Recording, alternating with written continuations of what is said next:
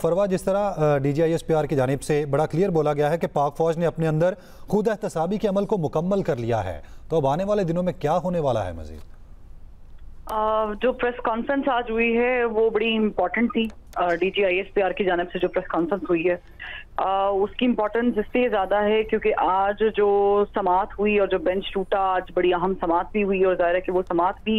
इसी मौजू पर थी जो दरख्वास्त गई थी कि क्या सिविलियंस के ट्रायल जो हैं उसको रोका जाए। आर्मी एक्ट के तहत वो ट्रायल्स नहीं होने चाहिए और उस पर फिर DGISPR की कॉन्फ्रेंस में ये वजाहत कि हमने सबूत इकट्ठे किए हैं, एक बड़ा तफसीली मुफस्सिल एहतसाबी अमल किया है, उसके बाद ही फैसला किया गया है कि जो मुतल्लिका जिम्मेदारान हैं गैरिजन फौजी तनसीबात और GHQ और जिना हाउस की सिक्योरिटी और जिन्होंने ज़ाहिर के तकद्दुस बरकरार रखना था और वो नाकाम हो गए, उनके खिलाफ जो है वो हम कार्रवाई अमल में लाई गई है और फिर वो लिस्ट भी जारी हो गई है। जैसे कि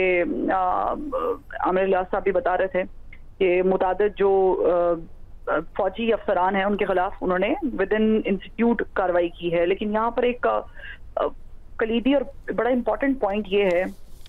कि सानेहा 9 मई से आज हम 26 तारीख हो गई है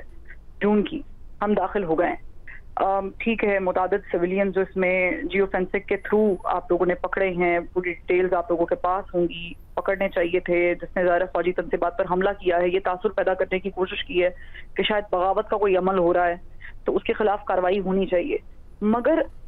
यहाँ पर सवाल ये है कि अभी तक उनकी जो डिटेल्स हैं वो आवाम के सामने नहीं रखी गई। यानी अगर हम बात करेंगे, अगर आप फौजी अफसरान की डिटेल्स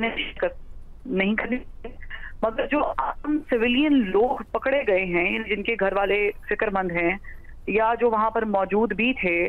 और जो उसमें मुलव्विस भी थे, उनकी डिटेल्स कम से कम आवाम के सामने इसलिए रखना जरूरी है कि एक तासुर उभर रहा है आवाम के अंदर कि शायद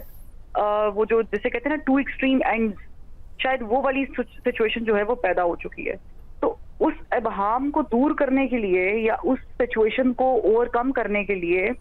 आज या कल ये चीज सामने लाई जानी चाहिए, ताकि जो लोगों में तासुर उभर रहा है कि कहीं डाउट्स हैं और कहीं कुछ है, वो क्लियर होना बड़ा जरूरी है। मतलब ना करें आप मीडिया में ऑफिशियल ना करें, आप इसको आवाम के सामने कम अज कम रखें, क्योंकि चाहे वो मैं हूँ,